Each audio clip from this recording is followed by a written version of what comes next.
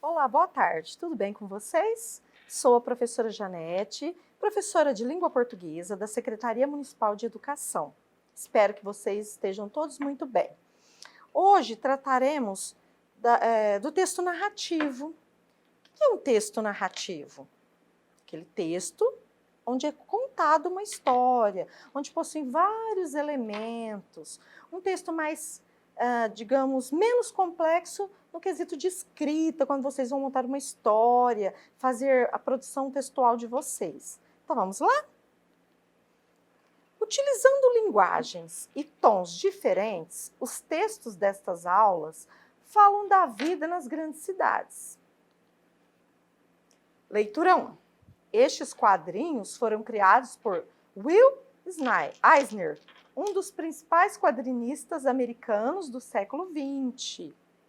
Aqui nós temos uma leitura verbal e não verbal. Solidão, onde fala da solidão, a própria imagem, né? Ainda mais pungente numa cidade grande por ser tão inesperada. Por que será que a solidão numa cidade grande é tão inesperada? Ainda mais pungente, ainda mais dolorosa, que causa uma certa dor. Aí nós temos uma mulher isolada, nós temos várias pessoas, é um meio de locomoção, um metrô, algo assim. Fora do apartamento, no meio da rua e da multidão, ou no metrô, a personagem continua isolada e solitária. Aqui nós temos a biografia de Will Eisner, que ele nasceu em 1917 e faleceu em 2005, há 15 anos. Quadrinista norte-americano, criador da revista The Spirit, cujo herói Spirit era um investigador muito inteligente e mestre em artes marciais. Eisner é conhecido também pelos desenhos que focalizam, com grande argúcia e sutileza, a vida das grandes cidades e seus tipos. Em sua homenagem, o principal prêmio da indústria das histórias em quadrinhos recebeu seu nome, da Will Eisner Comic Industry Awards. A linguagem verbal utilizada pelo autor limita-se ao título e ao subtítulo. Apesar disso, esses quadrinhos constituem uma sequência narrativa, ou seja, contam uma história, tecem um enredo, há uma história concisa ali. Apenas de olharmos, de vermos essa imagem, ela já nos diz algo. Os quadrinhos como forma de leitura. Quando se examina uma obra em quadrinhos como um todo, a disposição dos seus elementos específicos assume características de linguagem. Desde a primeira aparição dos quadrinhos na imprensa diária, na virada do século XX, essa forma popular de leitura encontrou um público amplo e, em particular, passou a fazer parte do regime literário inicial da maioria dos jovens. As histórias em quadrinhos comunicam numa linguagem que se vale da experiência visual comum ao criador e ao público. É de esperar dos leitores modernos uma compreensão fácil da mistura imagem-palavra e da tradição decodificação do texto, tradicional decodificação do texto. A história em quadrinhos pode ser chamada leitura num sentido mais amplo que o comumente aplicado ao termo, ok? Então aí há uma mistura entre imagem e o texto verbal. Aqui nós temos apenas uma leitura de imagem, uma foto, uma cidade grande, olha lá, Centro Histórico de Curitiba, no Paraná. Olha quantas pessoas, uma imagem muito bonita. Aqui nós vamos ler uma história muito interessante. O título é Uma Vela para Dário. Então vamos lá. Dário vem apressado, guarda-chuva no braço esquerdo. Assim que dobra a esquina, diminui o passo até parar. Encosta-se a uma parede. Por ela escorrega, senta-se na calçada, ainda úmida de chuva. Descansa na pedra o cachimbo. 2 ou 3 passantes à sua volta indagam se não está bem. Dário abre a boca, move os lábios, não se ouve resposta. O senhor gordo de branco diz que deve sofrer de ataque. Ele reclina-se mais um pouco, estendido na calçada, e o cachimbo apagou. O rapaz de bigode pede aos outros que se afastem e o deixem respirar. Abre-lhe o paletó, o colarinho, a gravata e a cinta. Quando lhe tiram os sapatos, Dário rouqueja feio, bolhas de espuma surgem no canto da boca. Cada pessoa que chega ergue-se na ponta dos pés. Não o pode ver. Os moradores da rua conversam de uma porta a outra. As crianças de pijama acodem à janela. O senhor gordo repete que Dário sentou-se na calçada, soprando a fumaça do cachimbo, encostava o guarda-chuva na parede, mas não se vê guarda-chuva ou cachimbo ao seu lado. A velhinha de cabeça grisalha grita que ele está morrendo. Um grupo o arrasta para o táxi da esquina. Já no carro, a metade do corpo, protesta o motorista. Quem pagará a corrida? Concordam chamar a ambulância. Dário é conduzido de volta e recostado à parede. Não tem os sapatos nem um alfinete de pérola na gravata. Alguém informa da farmácia na outra rua. Não carregam Dário além da esquina.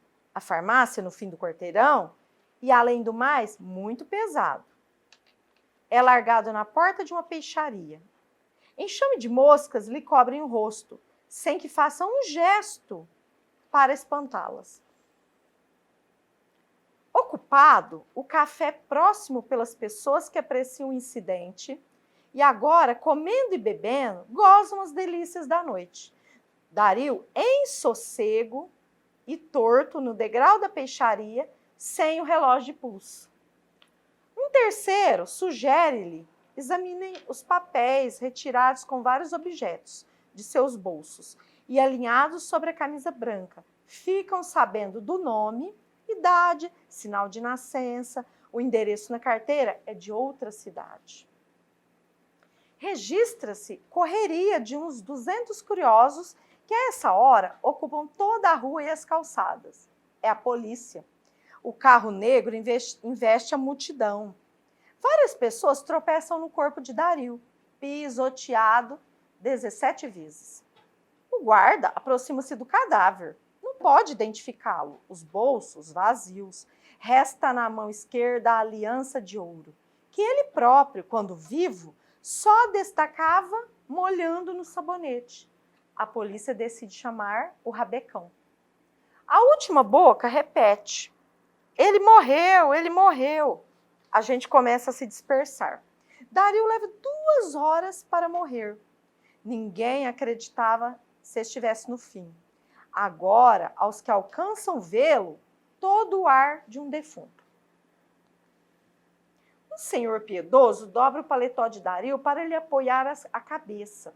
Cruza suas mãos no peito, não consegue fechar os olhos nem a boca, onde a espuma sumiu. Apenas um homem morto e a multidão se espalha. As mesas do café ficam vazias. Na janela, alguns moradores com almofadas para descansar os cotovelos.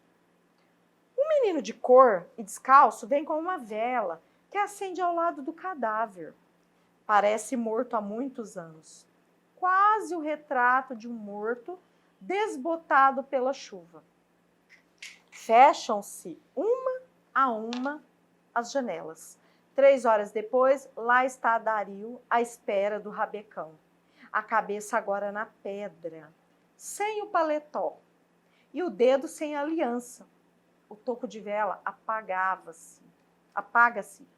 As primeiras gotas da chuva que volta a cair. Do Dalton Trevisan, esse texto. Olha como ele mostra a insensibilidade humana. Então, um pouquinho da biografia de Dalton Trevisan, que nasceu em 1925 e é vivo. Escritor curitibano, nascido em 1925, é um dos mais importantes contistas da literatura brasileira. Sua extensa obra, mais de 40 títulos, e como é extensas as obras dele, é marcada por um estilo muito pessoal, extremamente sintético. Livros mais conhecidos: Novelas Nada Exemplares, O Vampiro de Curitiba, Cemitério de Elefantes, A Guerra Conjugal, A Trombeta do Anjo Vingador. Você já estudou. O assunto de um texto narrativo é a história que ele conta. A temática, ou seja, o tema, o assunto, é o conjunto das ideias.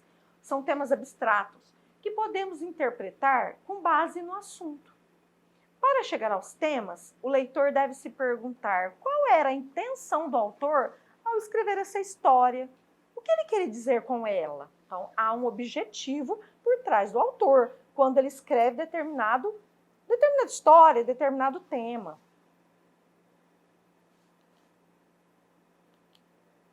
Esse conto é um conto realista. O narrador apresenta uma série de acontecimentos e ações comuns e perfeitamente plausíveis e exemplares. Função de denúncia de uma problemática social. Há uma denúncia nessa história. A temática, o tema, o assunto, é a vida em uma grande cidade. A relação fria entre as pessoas, a incapacidade de ver o próximo ou a indiferença diante dos problemas dos outros. Olha que temática mais importante, complexa, triste até. É negativa, é pessimista. Poucos são tocados pela situação de Dario. Bom, então é um assunto assim que toca a todos nós, porque uma pessoa que está numa cidade grande, a gente acredita que ela vai estar rodeada de pessoas e não isoladas, não com aquela solidão, mas não é o que acontece na realidade e essa história mostra muito bem isso. E mostra também a indiferença e a insensibilidade das pessoas de se colocarem no lugar do outro. Bom, por hoje é só. Façam as atividades propostas. Enviem para os professores, antes revejam esse vídeo, tirem dúvidas com o professor tutor e até uma próxima aula, se Deus quiser. Um forte abraço.